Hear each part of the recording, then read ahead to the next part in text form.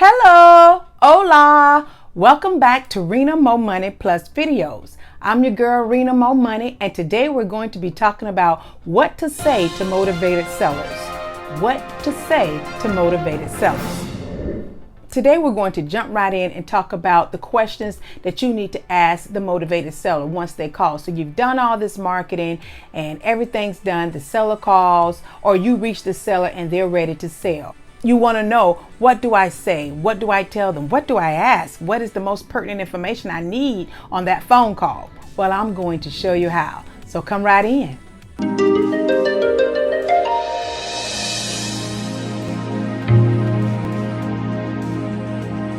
What I found is a lot of time beginners get afraid to start. They're a little scared, and they're scared because they don't know exactly the questions they need to be asking. They don't even know what a motivated seller is. First of all, we need to determine if they're a motivated seller, because remember, that's what we want. That's what makes us a good deal. The motivated sellers, the sellers that are ready to release that property, they're ready to make some money. They're tired of it. They have these repairs that they don't want to deal with. So many reasons why sellers become motivated. They could be leaving out of town. It could be just too much for them, or they're just not really interested in being a landlord. There are so many reasons why sellers want to sell and makes them motivated. There will be two different approaches. One approach is if you call them and you reach them, they're ready to talk. And the other approach, if they call you. For the most part, the questions are the same. I would recommend that you use a script. I have a script that I give to my assistant and my cold caller to use that has step-by-step questions that I've developed. You practice it so that you can sound fluent. You practice it so that it can sound like a basic conversation and not that you're reading a script, although you're going to use a script. On the script, you have the property address. That's going to be number one to get. First, you're going to introduce yourself. You're going to say who you are. You're going to tell them what you're about, why you're calling. You want to get them comfortable. You want to tell them you're a real estate investment company that purchases all types of houses in any type of situation. So regardless of their situation, you can help them out, because guess what? You will be able to help them out. You want to let them know that the process is very simple. This is some of the things that you will say in your introduction. You're going to let them know who you are. Also, in that introduction, you can let them know that we can make you an offer within 24 hours. Because one of the things you don't want to do is stick out there and make an offer, then find out you should have made a $10,000 less, or you lowballed them so low that you could have went up 10 more thousand and you just lost the deal. Always make a conversation, make it in a basic conversation. And with this, it comes practice. It does take practice. Throughout your conversation, here's the 3 focal points that you want to always make sure that you're putting in their head. You're embedding that. That is that you are a cash buyer. You have a cash offer. As is, you will buy it as is. And the third is that you close quickly. Close quickly, cash buyer, and as is. Those are 3 focus points that you always want to focus on. Always be quiet for half a second. Let them talk. You'll find whether or not that person is a talker or not. Sometimes people like you to lead. Sometimes they want to lead. You're going to get to filling that out, and that comes with practice. Don't worry. Don't be scared. I have always recommended that beginners have a script. This is a script that I have given to my assistant. This is the script that I've used when I first started. This is the script that I have given to my cold callers. Have a script. Have a script that you want to use. Okay, so in your script, the first thing is the property address. You want to get the property address. The contact person, these are in the script. If you want to create a script and you don't have one, here it is. Property address, the contact person, the owner on title. You want to put a line for owner on title, because in that introduction, if they called you or you called them, you'll know if they're the owner. Sometimes they'll say, well, you know, my sister, and they're not really the owner. But you can always look that up. Don't bore them with that. Some of those things, like how big is the house, don't bore them with that, because once you get that address and when you say you're going to get back with them, you're going to check on all those other things anyway. So don't bore them with what's the square footage. Because most people, they just say it's a 3-bedroom. They really don't know the square footage. And some do, some don't, you know. So it just kind of depends. Property address, contact person, owner on title, mortgage holder. And what you do when you get ready to get to mortgage holder, just say, if you're talking to the owner, say, do you owe anything on it? You want to ask like that. And then you can put a little note to yourself, yes, there's a mortgage holder, because you don't want to ask about mortgage information at the beginning, because remember, you just got out of introduction. So you don't want to ask about their mortgage from the very, very beginning. After you get their name, also ask, can you have their callback number? Is this a good number to text you on? That's what I normally say. That way I'll know if I got their cell number. I say, is this a good number to text you on? Can you receive texts off this phone number here? Then I know I have their cell number. If they say, no, let me give you another number, then you know, okay, now you got two numbers, because you got the number that came up and then the number that's going to 9 times out of 10 be their cell number, which is definitely what you want, because you want to follow up. You're going to be text blasting. You're going to be doing this information until you get the deal. And when you get the contract, you want to be able to email them and send over the contract. So along with getting the telephone number, you want to get the email. So you have a slot on your script to get the telephone number, get the email, get the phone number. All that's basic. Now moving right along, you want to know whether or not they live in the house, whether the house is vacant or tenant occupied. You'll ask them, is there any repairs needed? Once you ask them that, depending on the answer, if they say, no, nothing's needed, we just went in, they'll start talking. Let them talk. We just went in and we redid the whole floor. That lady left the carpet all messed up and nasty, and she just had her dog stuff and everything. You'll know then. You make a mental note. Well, not a mental note. You're going to have a script, remember? So you're going to have some paper there, and you're going to write down, floors needed. You're going to rewrite down some of the repairs. She may say, well, I know last time she said that her toilet was moving. Dancing toilet. You want to write those things down on the repairs that's needed, because that's going to help you get your estimate. So again, you're going to ask that seller any repairs you know of, any repairs needed, what was the last thing done, things like that.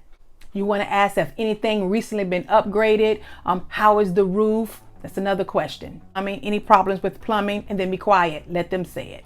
Another pertinent question is the house listed? Do you have it listed with the realtor right now? Is it on the market? You want to know that too, because that's going to determine next steps as well.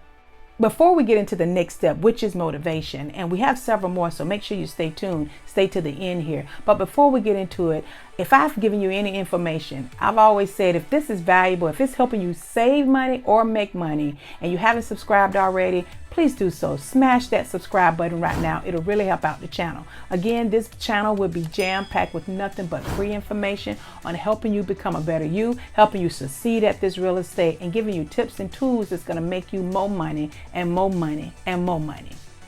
So if you're still here with me right now, that means you have taken the steps to become a better you. That means you're trying to perfect your craft. So I want to give a shout out to you. And I also want to give a shout out to the subscribers already, some new subscribers that decided to take that extra step. So I want to give a shout out to you and thank you. But I'll put it right there and give you a shout out. And if I didn't mention your name, you still have a shout out right there. And I want to give you heads up on looking at the shout out there, or either there, it's somewhere up in here, somewhere on this video. But thank you, and great start for you trying to help yourself become a better you. And thanks for subscribing. If you want to be mentioned on my next Rena MoMoney, please subscribe now. Hit the little belly so that you won't miss the great stuff that I got for you. Okay, moving right along, let's get back to the lesson. Motivation. You want to find out the seller's motivation. Why are they looking to sell? Why do they want to sell? How soon do they need to sell? You may even ask them, have you considered what you're going to do with the property if it doesn't sell? Because that may put you into another area of some creative financing or some creative other ways to purchasing that property without getting a loan. So you got to ask these questions, because it'll give you an idea. When you sit back and look at your analysis and look at your script and get it all together before you make that offer, it'll give you a good direction on which offer to make. Some more important questions that you want to ask that motivated seller is if they're behind on payments. You kind of need to know that, because they'll say, well, yeah, I paid. Oh, no, I'm up. I'm all the way up. Regardless of what the answer is, you need to know, so you'll know how quickly you'll need to move. So you need to ask them, are you behind on any payments? Your next question would be, what do you currently owe? If they don't owe anything, another technique. If they owe a lot, another technique. Regardless, there's a way you can make this motivated seller, and you can help this person out to sell their home. Then getting into the price, ask them, what are you looking to sell the house for? Keep in mind, he who names the price first loses. The person that says the price first loses. So you want your seller to make mention. You're going to find sellers that's going to say, oh, just make me an offer. I don't know. I haven't thought about it. They've thought about it. Believe me, they've thought about it. So don't believe that. Believe me, they thought about it. So try to get them to kind of give you an idea of what they want. Even though you're still going to make your offer, you're still going to do your numbers and your due diligence, but try to get a number from them. Once they give you that number, if they do, because you're going to try to get it out. Some of them you will, some of them you won't. Then say, well, if I can make you a cash offer, what is the best you can do? What's the best number you can do? What's the best price you can sell me this house for that will still work for you? That's what you ask them. The next question you want to ask is, are there any other people involved? You know, find out if it's another uncle or a cousin or a realtor buddy or a broker. Find out if there's anyone else involved. Here's a tip.